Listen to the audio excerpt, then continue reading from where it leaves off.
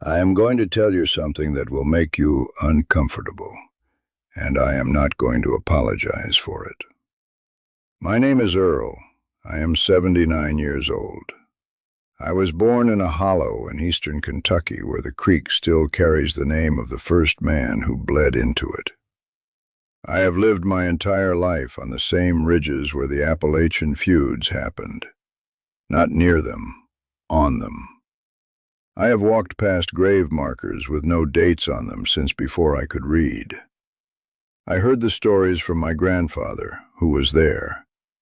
And I heard the silences from him too, which told me more than the stories ever did. Everything you think you know about the feuds came from somebody who was not inside one. The television show, the tourism signs, the books written by professors who drove in from Lexington and interviewed people who told them what they wanted to hear and left out the rest. What it actually cost to live inside a feud for 50 years has never made it into a single episode of anything you have watched. The truth of it is not entertaining. It is not dramatic. It is a woman checking the tree line from her kitchen window every morning for 23 years, before she lets her children walk to the creek. Nobody wants to put that on television, but that is what it was. The feuds were not about honor. I know that is what you have been told. What happened is that two families had a dispute, and there was no one with the authority to settle it. No sheriff who was not already somebody's cousin. No judge who came more than twice a year. When there is no neutral party and no mechanism for resolution, the only currency that works is the credible promise that if you hurt mine, I will hurt yours. That is not honor. That is arithmetic. And the man who put his rifle down first was not the peacemaker. He was the next target. You would not have been the exception. Nobody was. There is a stone on a hillside about 400 yards from where I was raised. Hand-cut, rough, just a surname carved into it. No dates, no verse. I asked my grandfather about it when I was 7 years old. He did not stop walking, did not look at it. I asked again when I was 12, same thing.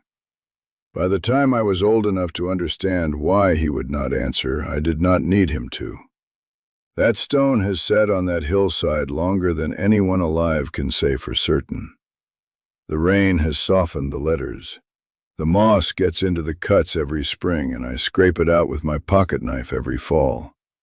I have done that for 60 years. I need you to understand where this happened. Not Appalachia the way people say it now, like it is a brand. The hollows of eastern Kentucky and the Tug Fork country along the West Virginia line. Places where the ridges run so tight that two farms a mile apart cannot see each other. Where the only path between neighbors follows the creek, and the creek is the only flat ground there is. You build your cabin where the water is. You plant your corn on whatever slope will hold it. And your nearest neighbor might be kin, or might be the family your father warned you about before he warned you about copperheads. In winter, the fog sits in the bottom so thick you cannot see the footbridge from your own porch. In summer, the laurel grows so dense along the creek banks that a man could pass within 30 feet of you, and you would not know it until he was gone, or until it was too late. The geography made isolation. The isolation made self-reliance. And self-reliance, when a dispute arrives that nobody can adjudicate, made the feuds inevitable. I watched that Netflix series about the Hatfields and McCoys. Sat in my chair and watched the whole thing. My granddaughter asked me what I thought. I told her they got the hats right. Because what they showed was men with rifles in dramatic confrontations. What they did not show was the 20 years between those confrontations. The ordinary days where nothing happened except the permanent fact that something could happen at any second, and everybody knew it.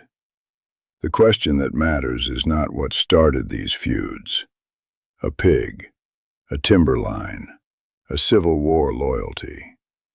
It does not matter. What matters is what kept them going for 50 years, when everyone involved could see where it was headed. And that answer is simple and terrible.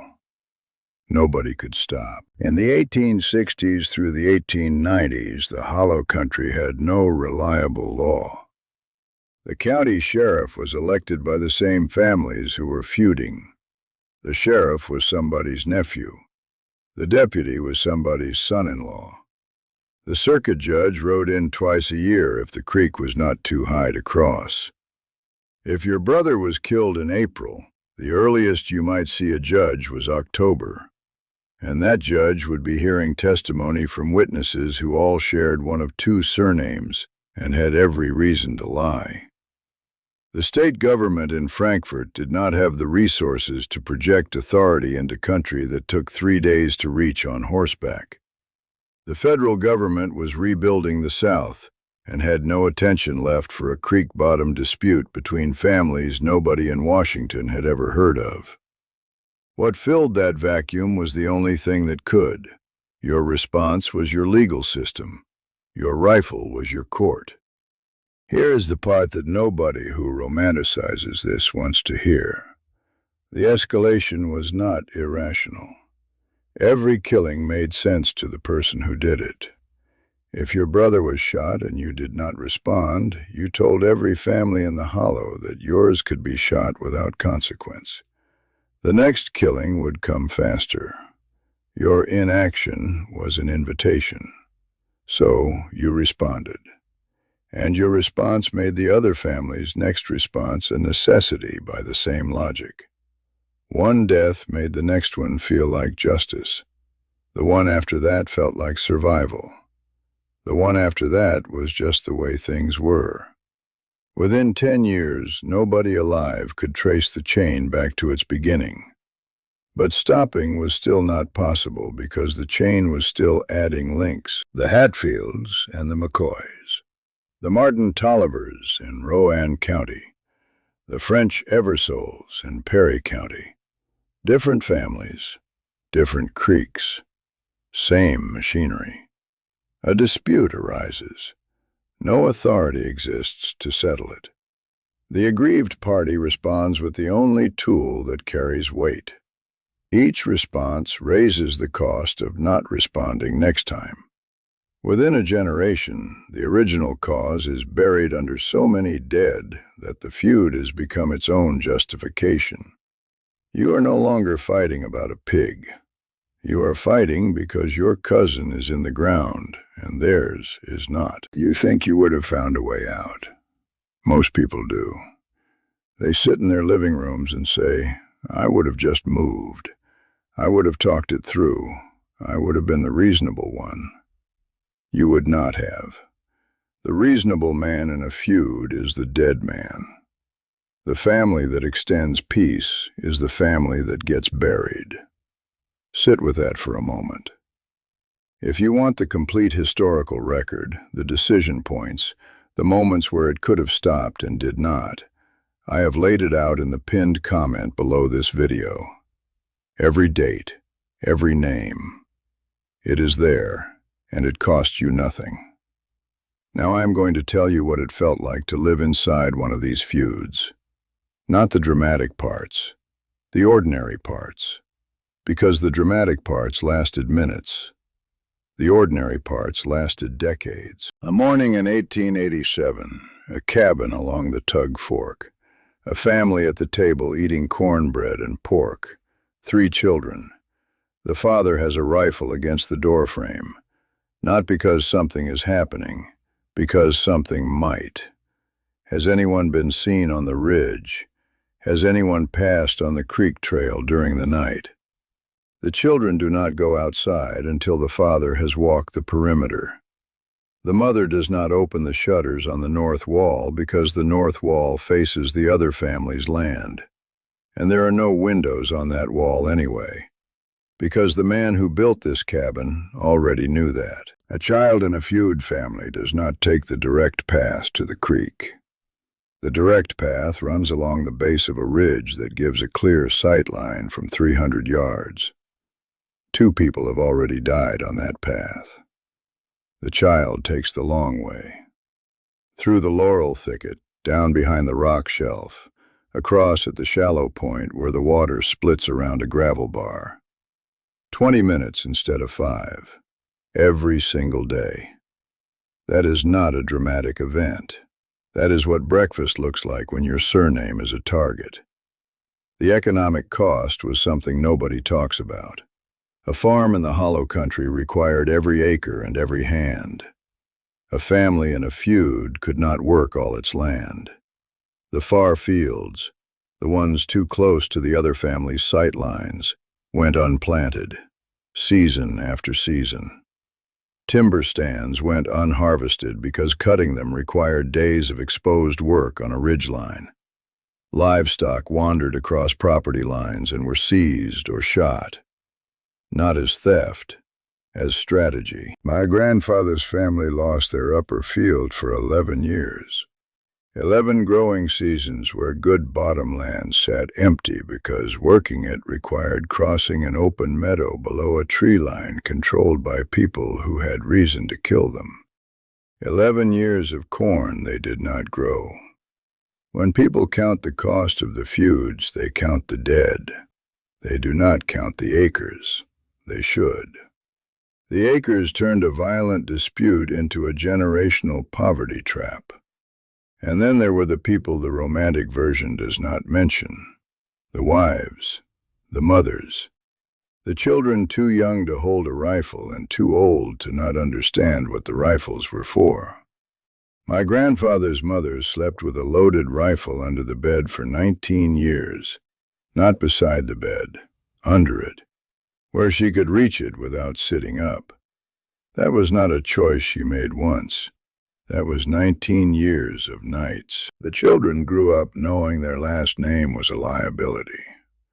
A boy with the wrong surname could not walk to the store alone, could not court a girl from a neutral family without bringing the feud to her doorstep, could not leave the hollow for work without knowing his absence left his family with one less rifle.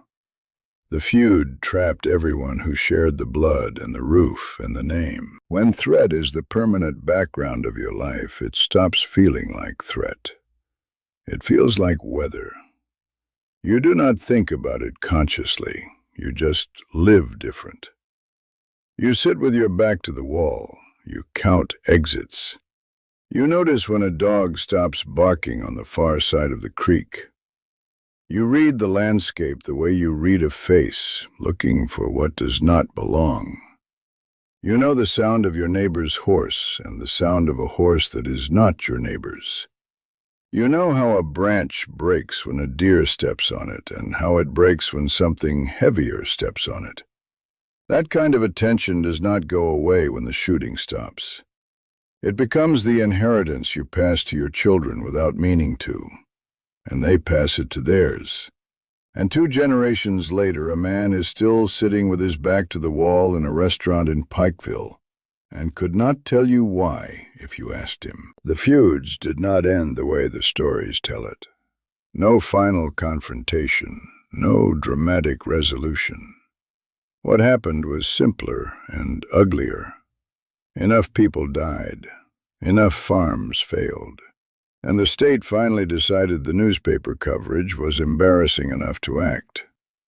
In 1888, the governor sent the state militia into the Tug Fork country, not because he cared about the families, because the New York newspapers had turned the Hatfield-McCoy feud into a story about Appalachian savagery, and it was hurting the state's ability to attract railroad investment. The law did not come to the hollows out of justice. It came out of commerce.